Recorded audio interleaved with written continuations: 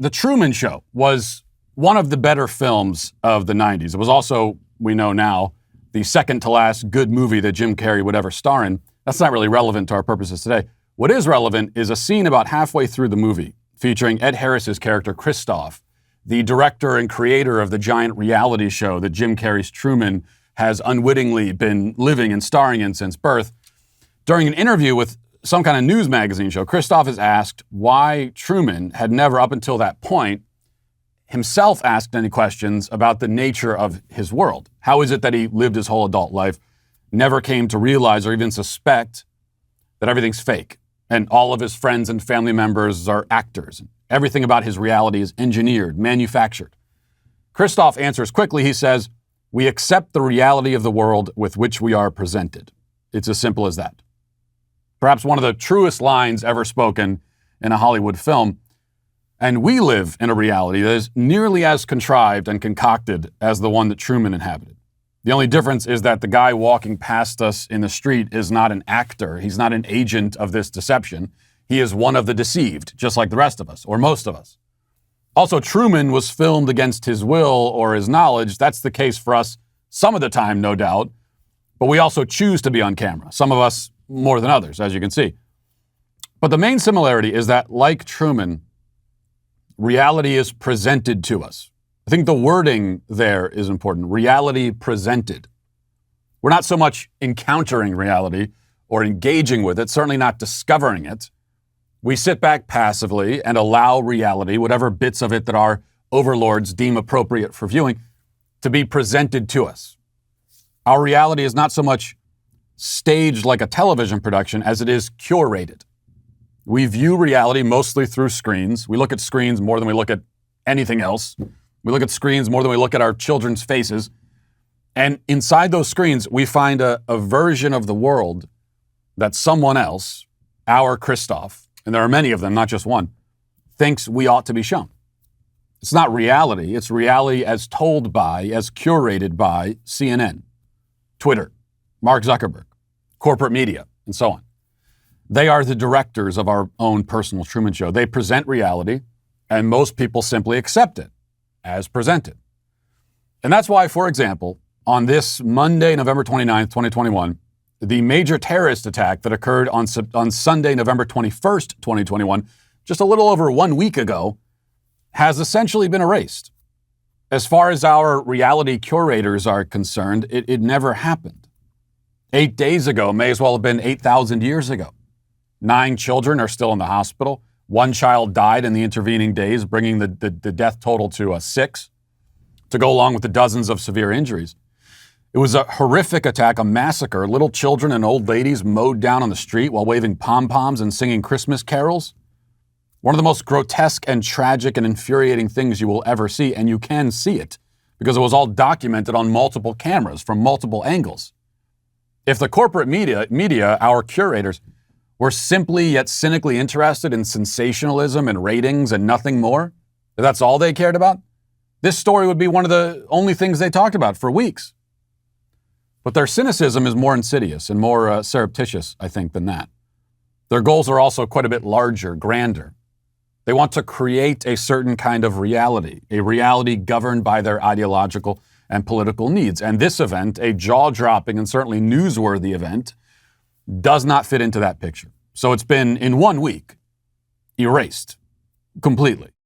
As you know, I am a theocratic fascist dictator. I'm a philanthropist. I'm a Virginia resident. I am a cult leader, but I still don't feel like I get all of the respect I deserve, even with all of those titles, which is why I have now become, this is very real, Lord Matt Walsh. I have used established titles to become a real lord. And so I expect to be addressed this way.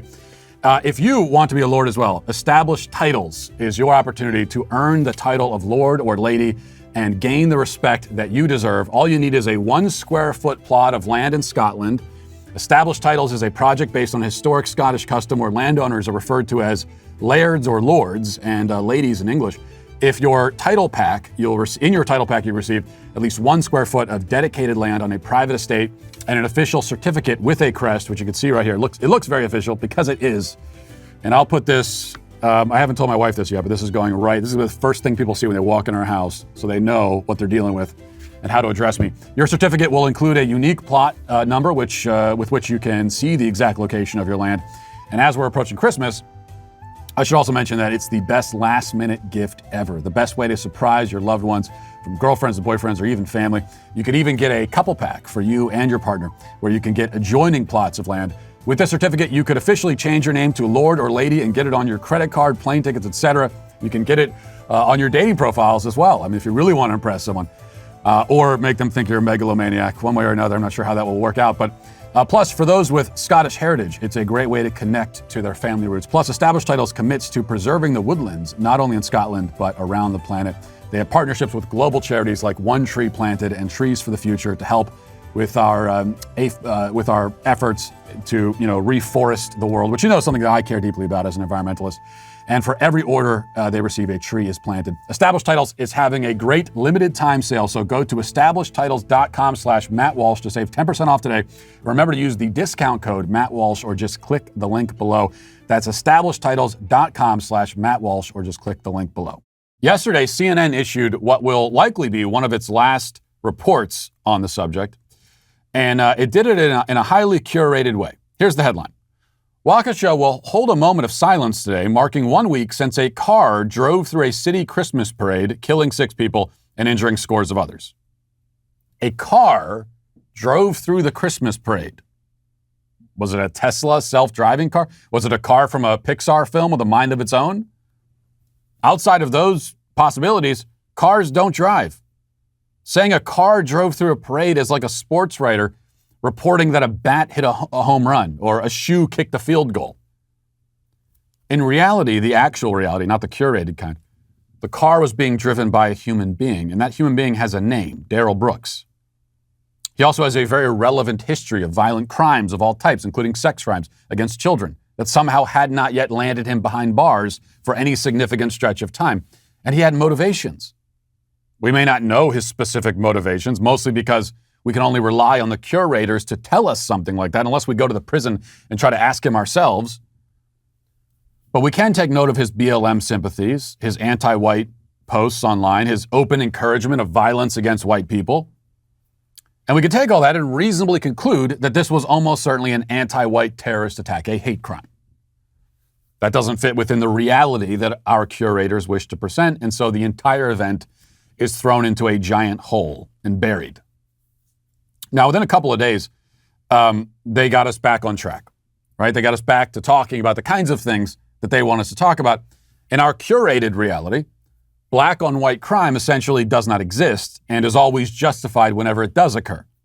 Also, in this contrived version of the world, non-white victims are ignored for racist reasons. The very people who are ignoring the white victims in Waukesha, and indeed ignoring them because they are white, have now gotten back to insisting that only white victims get attention. A few days ago, the Daily Beast reported on an HBO documentary called Black and Missing, which argues that the media doesn't pay attention to stories about black missing persons. The Daily Beast tweeted, quote, "Can you name 5 missing black women?" Director Geeta Gambhir's latest documentary, HBO's Black and Missing, tackles this question and is unfortunately very timely, in large part because of the Gabby Petito case. Can you name 5 missing black women? No, I can't. But, of course, nobody can name 5 missing people of any color. Nobody can. I guarantee this right now. You cannot name 5 currently missing white women, or even 1 currently missing white woman. You can't. The whole framing of this thing is completely ridiculous. Missing people go missing all of the time in this country, unfortunately. It can't all be national news. Almost none of it ever is. And that's why you can't name them off the top of your head.